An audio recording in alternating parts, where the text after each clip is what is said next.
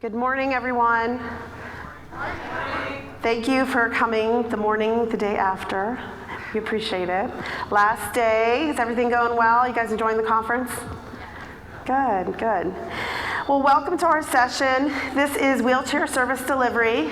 Is it really happening, and if not, why? The background to this was we've had lots of discussions about what are you doing, what's the protocol, and we have the service delivery guidelines that we have through RESNA, and we always challenge ourselves to look at, are we really living the best practice? So Chris and I were having a conversation. We're both very large facilities. I guess I could introduce. I'm Theresa Berner. I work at the Ohio State University Medical Center in our Assistive Technology Center. And Chris Maurer is physical therapist at Shepherd in the wheelchair seating clinic. Carmen Digiovine is my partner in crime at OSU. He's a rehab engineer, and he works amongst a lot of areas at the medical center. And he works with me in the AT center at outpatient. And then we brought along Scott Rashad, the brave representation from the supplier side of the world. So thank him for coming very much. And like I said, it started as a discussion. So Chris and I are both very large facilities with large seating clinics, but we are structured differently. We have different staffing models. Chris covers inpatient and outpatient. I just cover outpatient. I have partners in inpatient. So we just started deciphering down what do we each do, and it came up with this question: for wheelchair service delivery, is it happening? And if it's not, why? So the real question of this presentation is, are we implementing best practice? That's the goal of this presentation. We hope that you'll be able to identify strategies for successful wheelchair deliveries, understand issues why consumers may be unsatisfied with their mobility devices, and describe a collaborative process to increase communication with the wheelchair service delivery. That's what we hope to accomplish. As I mentioned, all of us as presenters, this is the specific titles of where we're at. So we're all very well seasoned in the industry and have seen the assets and liabilities and trials and tribulations of the challenges that we all face. And again, I felt like we had to have all members at the table up here. Even though Scott represents one company, his goal is to represent the supplier side of what they face. This is our conflicts of interest. So most of us are just employees. Carmen at the academic side has some grants that he's involved with. And so that's our disclosure for the conflict. So before we get started, it always helps me to feel what the audience is. So it's hard for me to see, but who are the therapists? Who are the clinicians in the room? Woohoo, great. Okay, where are my suppliers? Where's my suppliers? Good, we have a good balance. So of all of you, who is doing wheelchair clinic deliveries? Okay, good. More than I anticipated. We are talking about, the challenges. You come to International Seating Symposium, and we should all be the best of the best, but we know that this is a forum for people coming into our industry to learn, and we also know this is a support group for those that aren't at big facilities to take best practice back. So that helps us to get a flavor. What I'm gonna do is turn it over to Carmen, and we're gonna get some foundational knowledge on what should we be doing and what is the kind of foundation of this service delivery. Thank you. So I don't want to give away all that I'm going to talk about, but as we were preparing for today's presentation, one of the things that kept coming out was this idea around teams and collaboration. So I will talk a little bit about that later. But the reason I bring that up right now is it's Friday morning, right? Yeah, Friday morning, end of the conference. It's been a long week. So I think it helps to just kind of put some levity to all of this, or hopefully a little levity to all this. So I will do a shout out, OH. Okay, is there a little PI? So I do. I have my pit socks on today. And then I gotta do the last one, ILL. Thank you. Oh man. So there's a little shout out to Go Blue. We won't talk about the team up north, but I like to do that because there's a lot of spirit that goes into that when you start talking about teams. And I think that's something that we're going to be talking about throughout today's conversation. And it's been a conversation that I've heard in the background throughout today. So I do have this slide up here. The reason I like this slide, it's about the service delivery process. I start with this in classes that I teach, but I think it's always good for us to look at that the wheelchair service delivery model is not just about one component, it's not just about the assessment. It's about this whole process that goes from the assessment all the way to follow along. And the engineer in me wants to pull out the fact that this is a closed loop system. And sometimes I think we forget that it's a closed loop system. And it's always about going back to the beginning and looking, where did we start? Are we meeting the goals and objectives that we had in place at the beginning as a team? And so this is adapted from Cook and Polgar, their 2008 edition of Assistive Technology Principles, but it's in their later editions as well. The other thing in terms of level setting everything is just making sure that we're all consumer-centered. And we talk about it, but sometimes we lose track of that in the rush of the day. And so I oftentimes think it helps that no matter all these people who are involved, that we're consumer-centered, and to remember that the consumer is dealing with all these different people, and sometimes they don't recognize the roles and responsibilities of all these people, and they really shouldn't, because at the end of the day, there's an end product that they need, and oftentimes that end product is mobility for today. The other thing is, if you're a little on the nerdy side like I am, and some people would probably argue I'm very on the nerdy side, but the fact that you're here at ISS means that you probably are too. There's a great article talking about interprofessional education, or from the Interprofessional Education Collaborative. And that article talks about 4 different competencies, and I have to look at my notes for this one because the screen little small for me. So the first competency, and this is no surprise, is values and ethics. And the key thing there is a mutual respect and shared values with the other professionals you're working with. The second one is roles and responsibilities. And the thing that I really like about this one is you need to understand the roles and responsibilities of your colleagues. So how many of you that are ATPs can really articulate the roles and responsibilities of a physical therapist or an occupational therapist or a speech language pathologist, or even for a rehab engineer for that matter?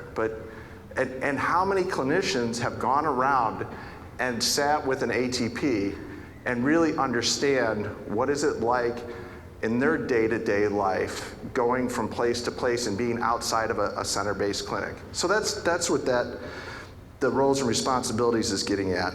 The third one is interprofessional communication, and that one's pretty straightforward. And the fourth one is teams and teamwork. And so I'm going to talk a little bit more about the teams and teamwork part, but for right now I want to just let you know why this is important. This slide had new meaning to me on interprofessional education and assistive technology based on the conversation that we had yesterday. The students that are coming through, so the next generation of students that hopefully are going to be coming through into this field, are learning about interprofessional collaboration. They're learning about the importance of diversity in the workplace, and they're learning about working with a diverse workforce. And so this slide gets at, it's happening at the top with holistic review and admissions, so we're no longer looking at just the academic rigors, we're looking at experience and attributes. It's carrying through to interprofessional education, where PTs, OTs, SLPs are working together with physicians and athletic trainers at the education level. And my dream is someday that, and this harkens back to the slide that Mark had up earlier on the first day, where he had the development of the OT profession, PT profession, orthotics and prosthetics, that rehab tech, whatever the field ends up being called, that rehab technologists, assistive technology professionals, whatever that profession, are included in that interprofessional component. And that we end up with interprofessional practice and transdisciplinary design. My other conflict of interest is I'm on the board of directors for RESNA. So I just want to point out one thing here. Roger Smith, a year ago, was giving a lecture and talking about the fact that we're all specializing. The fact that you're here means that you're specializing. And we're no longer in a place in terms of professional development of only belonging to one organization. And so for myself, I belong to IEEE, EMBS, so engineering and medicine and biology. And I also belong to RESNA. And RESNA is where the discussions that we have here at a conference continue. And so I just want to point that out. And it's also the home to the ATP. It's also home to COA-rate, which is the accreditation part from the educational side. And as I finish up today, I have 2 slides. There's this great book. It's called The 5 Dysfunctions of a Team. The subtitle to it is A Fable of Leadership. It's a great story. And it gets to the fact that there's a pyramid. And that pyramid is built on an absence of trust if you have a dysfunctional team. It's built on a fear of conflict, a lack of commitment, an avoidance of accountability, and an inattention to results. And I really don't like to sit on that slide very long because I tend to be more of a glass half full kind of guy. And I like to focus on what makes a truly cohesive team. And I think that's what we're gonna get at throughout today's conversation. And that's trusting each other. When you feel prickly about what's going on, where the conversation is going, really trusting each other. Engaging in unfiltered conflict around ideas. And the thing for me is I'm really lucky because I work in an environment where we're able to do this. We're able to have those conversations because we trust each other. We commit to decisions and plans of action so that even though we may not agree, we agree that we are all on the same page moving forward, and that's so important when you're working with a patient, a client, a student, in whatever environment you're in. We hold each other accountable. I more than once have gotten an email from one of my PT colleagues saying, "What the heck is going on, Carmen?" And that is great because I know that's going to push me to be better and to provide better services. And at the end of the day, that's where we get the achievement of collective results. And that's where we get the outcomes that we want to see. That's where we're able to provide the services and the equipment that we want to provide. So I provide that overview, and I think that leads right into the team slide. Thanks, Carmen. So we're going to kind of move from the general overview kind of down into more specifically about the wheelchair delivery process and where are we at and talk about the current state right now. So this is basically a slide of the wheelchair service delivery provision team. The therapist, the supplier, the family and the caregivers, other healthcare professionals, with the client being the big center stage, right? The client is the center person of this team. And we have a lot of talk and a lot of discussion that the client needs to be an integral part of the evaluation team and the selection of an assistive technology device, right? They need to be part of the decision-making process. We can't give a device to a client. They need to be a component of that process so that they give us their goals, they tell us what they want, so they accept the device, it's functional for them, and then they don't abandon it. So we put a lot of effort into that initial evaluation process. And I think we need to put the vigor that goes into that process into the delivery of the product at the end, recognizing that as much as the client or the consumer is involved in the evaluation of the product, they're the recipient of the decisions that were made in the front end, right? So they're getting that decision and the delivery of the product, and they have to have that product for 5 or more years afterwards. So it's really important that we keep the client at center stage throughout the whole process. And it is a loop, and we have to keep coming back to that loop. And it can't end. All that work that we put into it, all that work we talk about over and over and over again, can't stop at that first step. So what should happen at best practices? RESNA has a wheelchair service delivery guide with best practices, and this is pretty much it. And this is a very simplified version of that. The team meets for 1 to 3 visits or more to complete recommendations for the optimal seating and mobility device for the client. Then funding secured by the supplier, and the supplier orders a chair. Lots of steps in between there. The chair comes in, it's assembled, and then the team, the evaluation team, reconvenes, get with the client to optimize the fit and function of that device for the client. And then, so it works for them and then collect outcomes, right? So the team's there together. And in the end, that is an opportunity for everybody to lay eyes back on that client. You maximize the skill set of the whole team. So it makes sense, right? Like as a team, we're there in the beginning for the evaluation process for a reason. Therapists bring one set of hands to the table, suppliers bring another set of hands, and everybody else involved in the team as well. But from a simplification standpoint, the therapist has the training in the human body, the disease processes, how it affects the human person, the function of the person.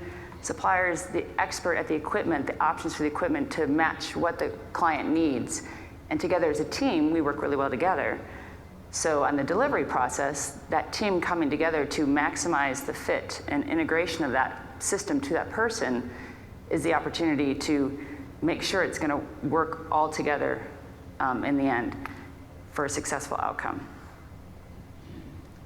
What can happen though, and what does happen for a variety of reasons, and we're going to talk about those reasons, is that the same 3 steps happen. The team is there, we recognize the whole team has to be in the beginning, and the funding is procured and the chair is ordered and it's put together, but then the system's delivered at home, either by the supplier or maybe a technician sent out to complete the process. So we're going to have a discussion about that. Like, what are the considerations regarding a home delivery when the full team isn't present and the impact it has on the client? So we're going to talk a little bit about those considerations from everybody's perspective, from the client's perspective, from the supplier's perspective, and from the clinician's perspective. So if we do the delivery in the clinic and it doesn't have to be in the clinic necessarily, it could be in the therapy department or wherever you are at, but with the team present, we can adjust the seating system to optimize positioning, look at the function from the chair, maximize and train and safe propulsion, use of the seating system, weight shifts, training wheelchair mobility skills. If the caregivers are able to come to the session, we can train the caregivers in the use of the system and positioning in the system as well as the team. And honestly, we help each other sometimes when we're all together there, recognizing things that need to be tweaked and how to modify things together when things don't go quite right with the recommendations of the equipment. We can catch those things right away together as a team there. So what we can't do necessarily, and it's recognized in the clinic, is that all the caregivers can't be present in the clinic. If people have a lot of people rotating in and out of their life, taking care of them, they do need to be trained in how to properly position the client in the system, or how to use the parts and pieces of the system, and how to dependently use the wheelchair or help the client negotiate in their environment. So that sometimes cannot be done in a clinic setting. And truly, more importantly, we can't assess their ability to negotiate in their own home environment. It's easy to say somebody can push a wheelchair or navigate a power wheelchair in a clinic setting, but if they go to their home and there's stuff everywhere, you don't know that, and they may not tell you that up front. So that is a valid point, that that's something we cannot do in a clinic delivery. And suppliers do have to do home visits, so the question becomes, when do you optimize that? Well, we can't do that over there. Optimize that piece to be done. Can we deliver that system in the clinic and then accessibility in the home later, or accessibility in the home first and then go to the clinic? So those are some things we're going to talk about. So as far as considerations for a home delivery, recognizing that best practice is having the whole team together. Sometimes that can't happen. Suppliers, from their perspective, and Scott's going to talk a little bit more about it in a minute, it is an opportunity for the ATP to see the consumer in their home environment. It's less distracting, and for the reasons just said, it's nice to see their ability and what their environment looks like, what obstacles they need to get around. They can deliver the equipment faster, the consumer can get the equipment faster, which is always of interest to the consumer. And if they can pre-fit the system to the client in the home. So if they follow up in the clinic later, the time in the clinic can be more efficient and spent on fine-tuning the device and on training in use of the device. So that's an option there. The clinician concerns in the delivery, well, we're just left out of the delivery then at that point. But some things we're thinking about is who's doing that delivery?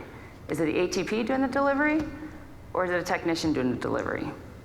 And if you think about it, as far as the clinic delivery, there's skill sets abound in all of healthcare. There's different levels of abilities in every player. So if you have all the players there, you can leverage those skill sets. There's people with a ton of experience on both sides of the field and people with little experience. But if you come together, you can leverage those experiences together. But if you just set one set out, you don't know what type of experience is there. And then you don't have the other half of the person to help maximize the ability to, I don't know, like get the best outcome for the client, right? So if an ATP is not doing the delivery, if it's a technician, they may not have the skill set to recognize what needs to be adjusted in the system that might not pop out right to the eye, right? So you're not sure that the system's getting adjusted optimally for that client. Sometimes the consumer, when they pre-fit the device to the client at the home saying you need to follow up in clinic later, once they get the device and they're good enough, they may lose their incentive to come back to the clinic to get to follow up with the whole team.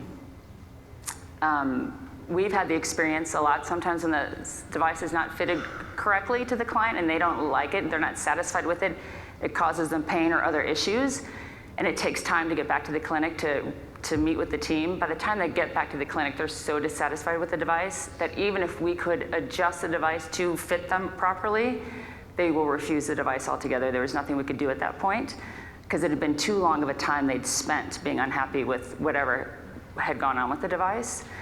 So that time frame in between did not work to their advantage. Medically fragile people need to probably come back and be seen by the whole team and healthcare professionals. It's probably not safe for a supplier to be making some of those decisions on their own in the home. And then clinicians don't get lack of feedback. The delivery and training, that's the fun part to do, right? Like the evaluation is wonderful, but actually delivering it and fitting it and seeing the outcome of what you just done and maybe increase their independence or made the ability to do something better or more stable and seeing their smile on their face, that's the best part of the whole process. And as a clinician, we lose out on that if we aren't able to be there at the delivery and fitting. We also lose the ability to improve our skill set. You learn by your mistakes. And if you don't get to see that at the back end or at the delivery, you don't get that feedback, so you don't get to improve your skill set. And there's not enough of us out there as it is. So we need to improve that as quickly as we can on the front end. So those are the clinician concerns. Client considerations. Not all home deliveries don't work out. There's many that are just fine, but if they don't work out, there's some real risks that can occur. If the seating angles or components don't match the client's needs, they might end up with pressure injuries, postural deformities, pain, which leads to impaired balance and function. They can't function from their device, which impairs their activity and participation in their life. If the chair isn't set up to maximize propulsion, if they're not trained well on how to use the device, they may stop using the device. So then they're going to abandon their equipment. So there's some real concerns if the device is not delivered in a successful manner. So that just kind of brings us to technology abandonment. It still happens, it's happening, and there's negative outcomes in poorly fitted and adjusted devices out there. So it just kind of comes back to we put all this effort into the evaluation process that I think we need to also consider that we need to continue that effort all the way through the process to the delivery and fitting to make sure that the recipient of that decision up front is set up for success on the back end. So we're going to talk about how to maximize that opportunity with Theresa and Scott. Ma'am. You're welcome. Good morning, everybody. Thank you. So before I get started, I just want to take a minute to acknowledge my co-presenters, Carmen and Theresa and Chris. The truth of the matter is that they could have put together a presentation that talked about best practices, that talked about driving deliveries back into the clinic, and not included a supplier at all. And I appreciate the opportunity to have a collaborative effort to talk more comprehensively about what the challenges that the suppliers are facing. When I first got together with them, I ultimately thought that my mission in life in the presentation was to stand up here with a blindfold and a cigarette in my mouth.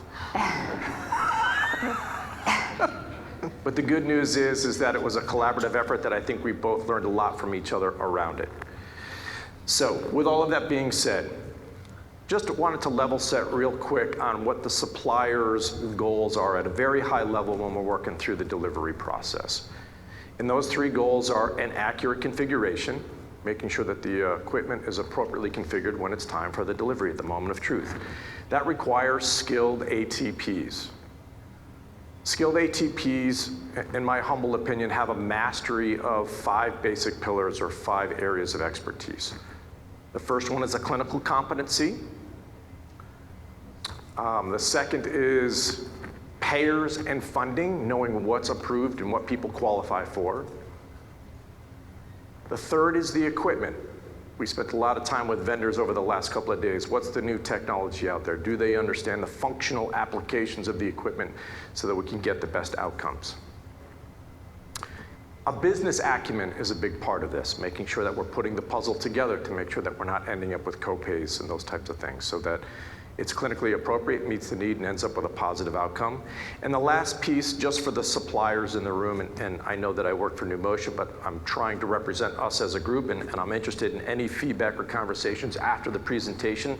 If there are things that you're doing that are helpful or strategies that you're using to be more successful, I'd love to be able to collaborate and share that information. But the last piece, or the last pillar, is really operating within your supplier ecosystem. And what do I mean by that? Do you understand how to use the technology that your suppliers are providing for you or the companies are providing for you? Do you understand who to go to get questions answered? Do you understand how to move your business along? So each supplier, whether it's a national company or it's a small company, has an ecosystem that supports its ATPs, and being able to navigate that is an important part of the process for sure. The second goal is business efficiency. OIP is an acronym that we use at NewMotion, and ultimately it means orders in process, right? So how quickly are we moving our orders through the pipeline? If it's stuck, do we know why it's stuck? And what do we need to do to move the order along? Those are important parts of the process. Line of sight of controllables. That was formerly known as the front seat syndrome for you ATPs that are out there, and you all know who you are, right? I've done the evaluation, I've met with the clinician, I've met with the customer, and the stack of files is on the front seat of my van because I haven't gotten to them yet. So those are controllable steps for us that we can improve a positive customer outcome and experience by expediting those orders and moving them along. E to D is really the ultimate metric for us as a supplier, from evaluation to delivery. How long does it take us when we meet with the clinicians and the consumer and get them their equipment? I think most would probably agree that 90 days at some point has been established as an industry standard for us. And I'm convinced and passionate about trying to change that standard and moving it forward. Trying to shrink the E to D is an important responsibility for all of us in the industry. And I'm longing and pushing for the day that we measure E to D in days and weeks versus weeks and months. With that being said, I want to be painfully clear that it's not at the expense of positive outcomes, right? We want to make sure that the customers get their clinically appropriate equipment. We're improving quality of life. We're promoting independence. But I just feel like there's a way for us to be able to do that faster. And that's an important piece of the puzzle for sure. The last piece from a goals and objectives standpoint, is a positive customer experience. Much like you as a consumer in any other serious buying situation, these are life-changing events for the customers and patients that we're working with. So we want to make sure that we're being resourceful, helping them navigate difficult decisions and challenges with insurance companies and payers. What can you pay for, what you can't. We're being communicative, proactively communicating as opposed to always reacting to questions and concerns or crisis type situations. I think a lot of that could be avoided, and being responsive for our customers. Ultimately, our goal together is to set the stage for a lifetime commitment for our customers, right? We're talking about a delivery situation, but ultimately what we want to do is set the stage for 5 years, 6 years, and I want to retain a customer for a lifetime, okay? That's the goal. With all of that being said, what are the barriers that at times the suppliers find in order to try to drive the deliveries back into the clinic, right? I had mentioned to all of the folks that I'm working with here, one of the things that I'm going to try to discuss is what are the crazy makers for the suppliers, right? I know that's an optimal situation to get back into clinic, but sometimes there are obstacles. So those obstacles at times can be lengthy wait times. Clinics that are booked 6 weeks out, 8 weeks out. That represents a challenge for sure. The good news is the clinicians that are in these clinics represent the gold standard, and I'm making a broad brush generalization. There are great talent and there are great ATPs and clinicians across the country. But oftentimes when there are large clinics or clinics that are attached to medical universities, you are there because of your expertise, and people are striving to get access to you because you promote the gold standard in the industry. We want your expertise. We want to seek your advice and your guidance. We want to work collaboratively because you represent the best in the industry. At times that means you may not always be accessible, or there's a capacity issue in the clinic. Something to be thinking about. Other things for sure, concurrent home healthcare services, is that an obstacle? Transportation to the clinics, for sure. Clinic accessibility, sometimes they're in large metro areas. It takes a Herculean effort for our customers and patients to get back to the clinic sometimes. Not always, but sometimes that's something for us to consider for sure. Accessible transportation once the equipment is provided and delivered. How do they get it home? Those are things to consider. Sometimes our clients and our customers and patients just don't know what's best for them. They don't understand what their needs are. It reminds me of a situation with an elderly gentleman who went in to go see his physician, and he says, "Doc, I have a situation I need your help with." He says, "Sure, what is it I can do for you? What's your presenting symptoms? How can I be helpful?" He says, "Well, it's kind of embarrassing, but I keep having these silent gas emissions. It's kind of embarrassing. That happens to me when I'm in church. It happens to me when I'm out with my wife. As a matter of fact, I've had a couple of episodes since I've been here in your office." And the doctor says, "Well, the first thing we need to do is check your hearing." So sometimes our patients don't know what's best for them or the decisions that they should make, okay? So Theresa's going to talk about how to get us all onto the same page. No, don't sit down. I'm not, all right, I'm sitting here. Where's my blindfold? Yeah, so now's where the, I guess the conversation gets deeper, because it was a great foundation that Carmen laid out for us about just the pyramid of teamwork and why there's not trust and how we can get trust. And I think Chris did a really great job of understanding the implementation and the clinician side. And I love what she said, that's the celebration when you have that chair. It's also sometimes, I think, for me, it's like, oh my gosh, if I didn't do this right, we're on the spot there. So I think it's an accountability also. And then we did want to acknowledge and recognize the supplier piece.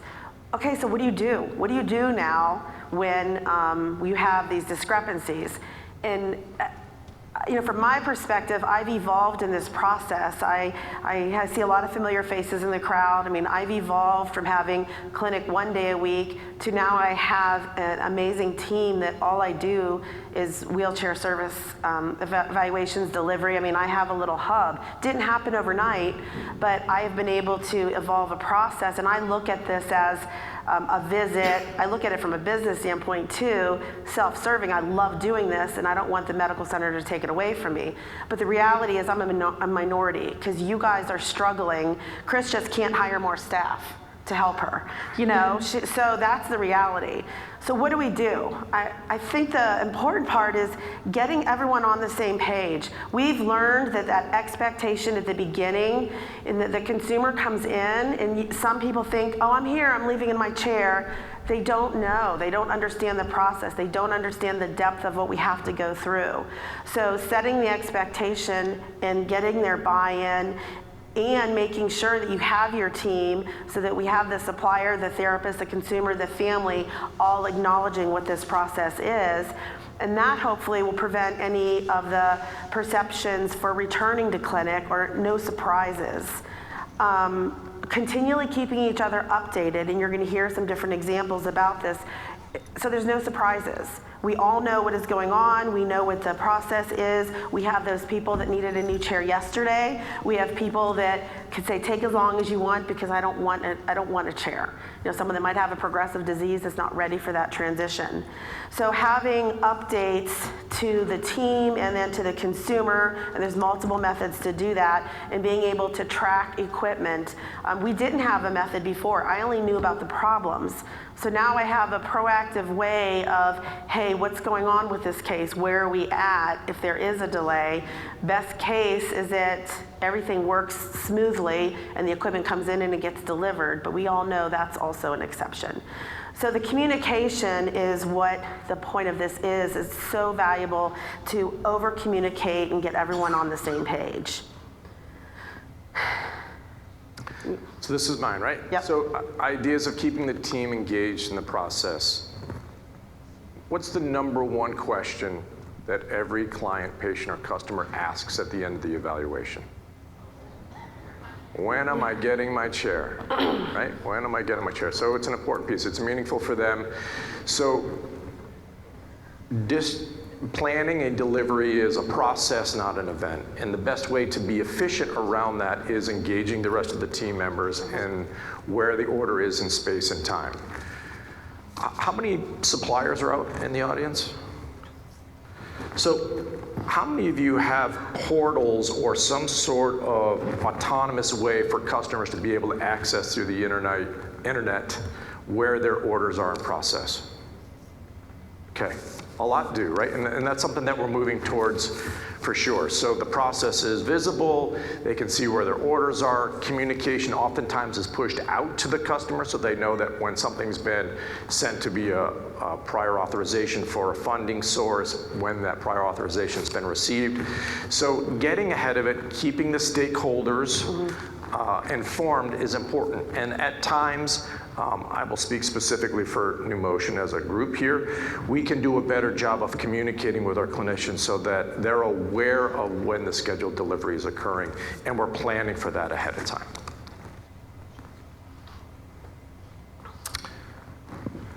I'll keep talking. Yeah, I know you will. I'm gonna Go ahead, you take this one. So the equipment is here. It shouldn't be a surprise. I'm going to share a small secret here with my most intimate friends here in a small intimate setting here, right? I grew up with a Marine drill instructor for a father. Most Jarhead Marines do 16 weeks of basic training. I did 18 years. One of the things that he instilled in me was the value of the 5 Ps, right? Proper planning prevents poor performance. If we are just communicating to our clinical teams and our customers when the equipment arrives, we're already behind, right? We've done ourselves a disservice. We should have already communicated to the people who are responsible stakeholders in the delivery, whether it's manufacturers reps if they need to be there, if they're speech and language pathologists because there's cognitive related issues, those types of things. We should be ahead of that game and proactively planning for that ahead of time. The challenge I think sometimes comes when we have a scheduled arrival date and there is a delay in getting to the delivery date. And it could be for a variety of different reasons. I live in the Northeast. Things happen, right? Snowstorms, cancellations, bad weather. So sometimes those represent the larger challenges for us because the best laid plans sometimes go awry. And then how do we adjust and accommodate that and still try to get the equipment to our customers and our patients in a timely manner? You know, and the other piece is we have had I've delivered some of Chris's chairs, and then in Louisville, I've had a supplier call us up. A patient was coming up to Columbus. We could work together for sites that have their patients are discharging out of state. And so yes, we have to get a referral. Yes, there's a throughput process, but planning in the beginning to know that you're not scrambling at the end, and then my obligation to make sure that that team that did the eval gets the information. So understanding when the equipment is here, what was the plan that was made at the beginning? We can track our pizza. We should be able to track and plan for our wheelchairs, right? So this slide came up, we were having a conversation of, is there a scale of complexity? And I've really thought a lot about this, and I have in my head idea of what I feel, who I want to see, and I say that because we are not 100%. We ask at Ohio State to be the first point of refusal. We ask for, our expectation is the delivery, but there's a lot of variables, and we don't, in certain situations, prevent a consumer from getting their equipment if it's agreed upon by the team. So there's some situations that when I do an eval, I may say, I'm comfortable with this scooter to be delivered home. But it depends on the supplier. It depends on the agreement that I've made up with is this gonna be a tech? Is it gonna be an ATP? It also depends on the scenario and the patient. So I pulled Chris's slide back up because if I've spent a lot of time in the orange square and I've seen them a lot, and I'm doing ongoing training while we're waiting for the equipment, or I know the consumer is going to be moving or relocating or they can't come back, I'm heavily waiting on the front end. I may agree to a home delivery with a plan of how I get that information. But I've also had cases where I could only see them for a limited amount of time on the front end, and because of that, I want to see the delivery. And we have some cases, I'm going to show you a case later that I always thought, a group 2 captain seat, slam dunk, no big deal, but I've been burned by that. So I hesitate to have a OSU scale of complexity, and I think with our team, we've all agreed on what our comfort is, but it also depends on the scenario and the supplier. But I challenge you to think about what is your scale of complexity. Do you have one? Is it all or nothing? And how could you start maybe thinking through how you're making your decisions? So with all of that, there have been times that our clinic has had to back down. And the first question we always ask is, what is the harm? Is this, what is the risk and what is the harm if this person doesn't come back? I've talked to some of you in the room, and then I know some facilities really want to make sure it's documented that that patient has declined that return to clinic delivery. We know that we are making a plan of care. As Carmen said, the clinician's perspectives, it is breaking our plan of care. We're not finishing our plan of care. There's all kinds of metrics about our visits and length of stay and encounter and close, blah, blah. But we need to make sure that if the delivery is not going to happen, we have it properly documented and we've sorted that out. The consumer's always going to agree on a follow-up plan. Oh, yes, I'll come back. Yes, I'll do this. We know that likely they're not. So I always assume they're not going to come back. But if I go through, well, what's the harm? Do I have a plan? What can we do for remote delivery? Or can we do, and we'll go through some of those in a minute. But the other thing is that there's kind of a point where it becomes a customer service issue, where I've had, people saying that I'm holding them hostage, and it just becomes such an escalation, and maybe their funding is running out. So depending on all these variables, I may back down. That's me at Ohio State. But when do we hold our ground?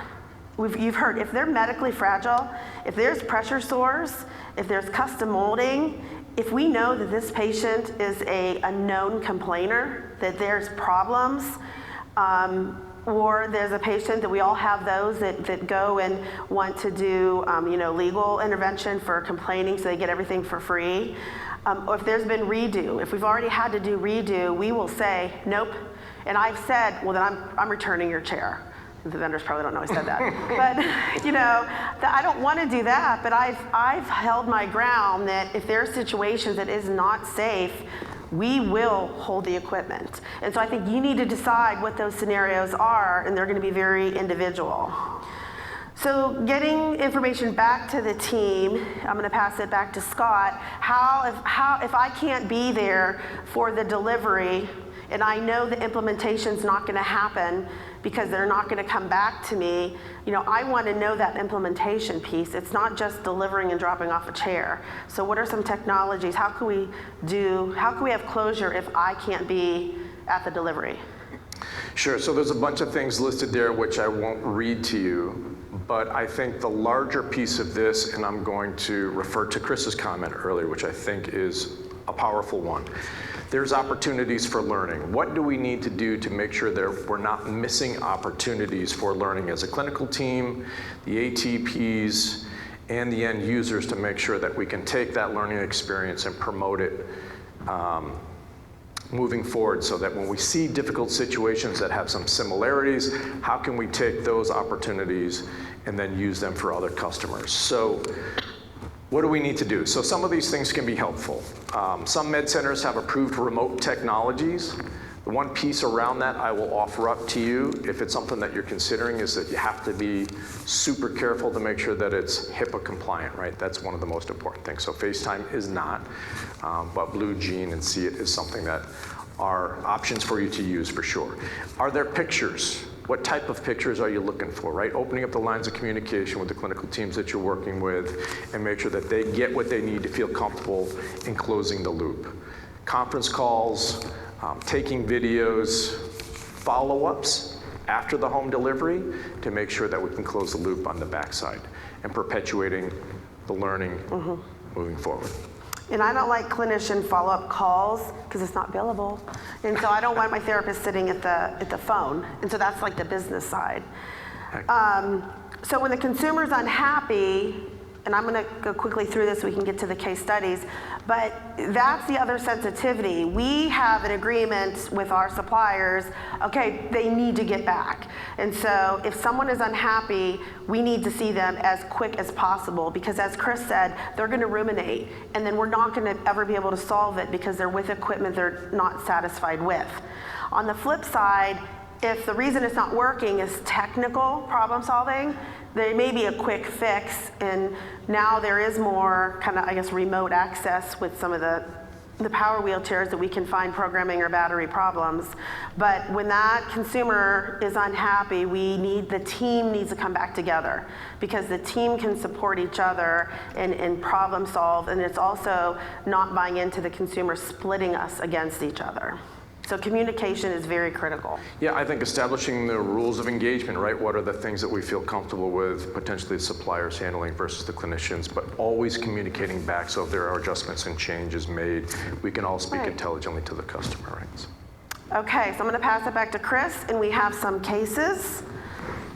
So this is just an example that just happened recently. I had a client who has multiple sclerosis. She got a wheelchair in 2013. It might have been her first one, transitioning from walking to a manual wheelchair. It was delivered at home. We did the eval, never saw her again.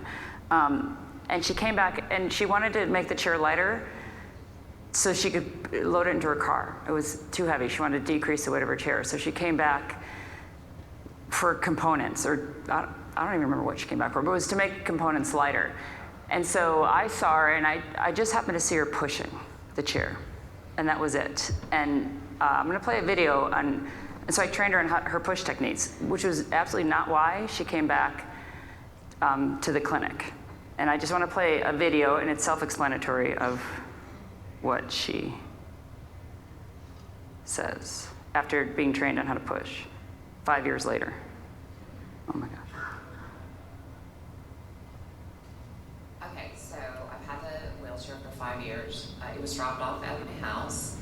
I just assumed that everything was in the right position for me.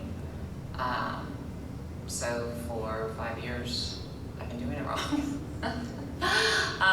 Coming back today, they readjusted everything for me, and it's easier to push. Taught me how to push, which I didn't know that I was doing wrong, and everything is just so much easier. Having it done here as opposed to someone coming to my house and just dropping it off. How did teaching you how to push in a more efficient manner help you? What did you notice the difference being? That my arms, if I'm going long distance, won't get as tired because I'm not using them as much. And it wasn't told to glide. So grabbing the wheel and gliding instead of going pushing, which I've been doing wrong for 5 years. So that was just really enlightening to me. It kind of broke my heart. And it's just something so simple that was missed a little bit, right? It was a simple chair. I think she had, at the time, adjustable tension upholstery. Easy fit, right? But it was a mobility training that was missed at the delivery. She could push it. She thought she could push it. She thought she's been pushing it fine for 5 years, right? But she has MS. She has fatigue. And just that little bit of training is now going to save her some energy. But we missed a chunk of time for her that could have been addressed perhaps if she had been come to the clinic and had the team approach at the time of delivery 5 years later. So that's just an example of things that could have been addressed with the team approach. And this is just an example of another gentleman that came to us, and his, on the left-hand side, he got a chair delivered at home and came to us as an outpatient for therapy, and he's got this classic strap in front of his legs, a single leg strap that should be behind him. And if you look from the side view, he looks okay, right? He was getting along just fine. He didn't necessarily think that there was an issue. The therapist had him come into our seating clinic to, fine tune and adjust the chair. So he'd had this chair for quite a while before he came to us for our outpatient therapy. And we did a ton of adjustment for him to help improve his balance, his propulsion stroke, his just optimizing his fit and function of the chair. So we increased his seat slope, we lowered his backrest, we closed his angle, we increased his seat depth, so we were able to get him more pressure distribution, probably decreasing his skin injury risk on the right-hand side of the slides. So it's just the fine-tuning, the optimizing of the fit that wasn't glaringly obvious, probably from whoever delivered it to him, but there was several adjustments that we made after the fact that we could have gotten him used to on the front end that he wouldn't have had to wait for had he done it in a clinic setting. And then this gentleman as well came to us. He was pre-fit at home and then came to follow up for fitting in the clinic, and he comes with the pillows. I love the pillows. My goal is to get rid of the pillows. And you can just see we adjusted the headrest and the armrest and repositioned him and adjusted leg rest lengths and seat depths for him after he came back for the fitting in the clinic. So he was better supported afterwards. But again, the team approach obviously helped him out with his positioning.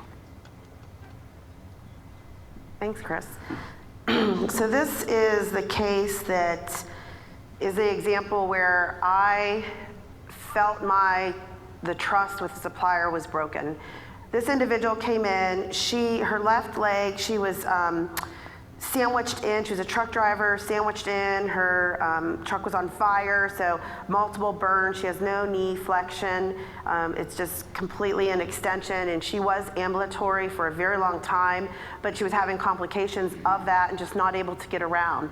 So her goal was just to get a quick chair.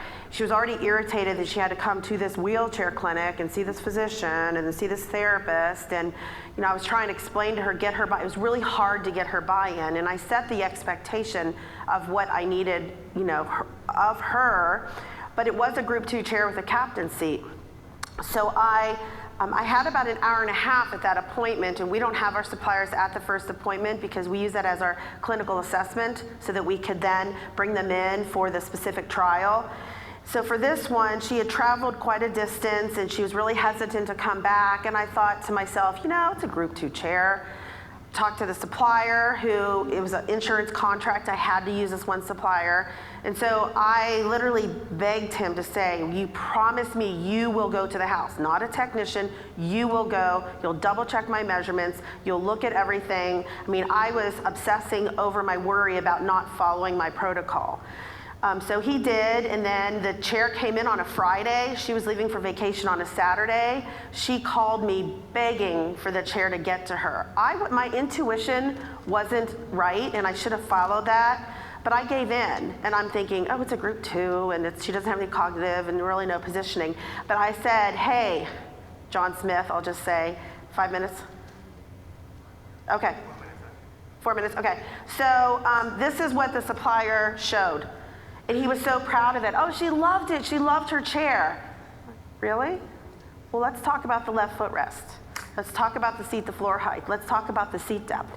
And then he was like, oh, okay. So he made all the changes, but he said she was happy. She didn't know what she didn't know. I trusted him. I would never release a home delivery. This is when I will never back down again because of this case. So he has to build my trust. We have to have more interrelayer reliability. And this case has just burned a hole in my side because this can be so prevented. And the other thing is if she rolls into the referring physician that's sent her to our clinic, this is a reflection of us. We're a team and we all work together. And so I don't want this person to think this is what I provide to your patients. The next one, I won't read to you, but it's a long-term patient. So do we have to bring those patients that are long-term? She was getting her third or fourth chair. Oh, she knows everything. She's great. She's educated.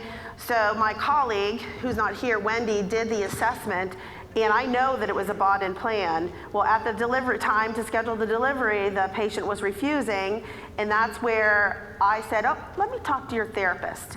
Well, guess what? She was in 2 days later with Wendy. And I was watching, because in my head I'm thinking, did we push it? Was this our agenda rather than hers?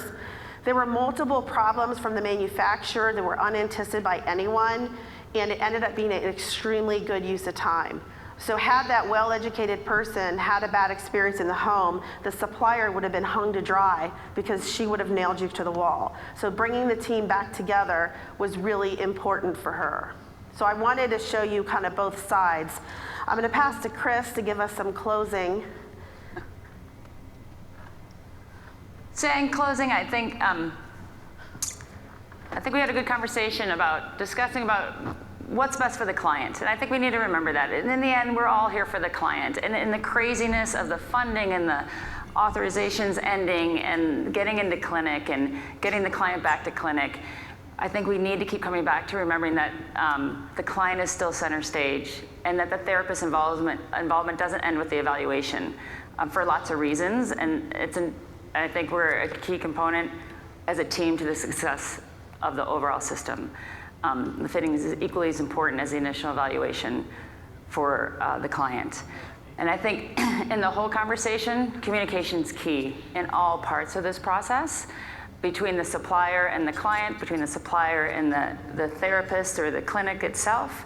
And if we can all work together in a cohesive manner, our industry isn't perfect. There are times when it can't work out in the ideal manner, but I think in those times when it can't, I think if we communicate well, that we can still have successful outcomes and still involve the whole team in the process, even if it may not necessarily be in the same place, we can make the effort to involve the whole team so that in the end, the client is still the one that benefits from our expertise and has the successful outcome that's deserved of them. So thank you guys for attending today. We really appreciate it. And thank all you guys for your work.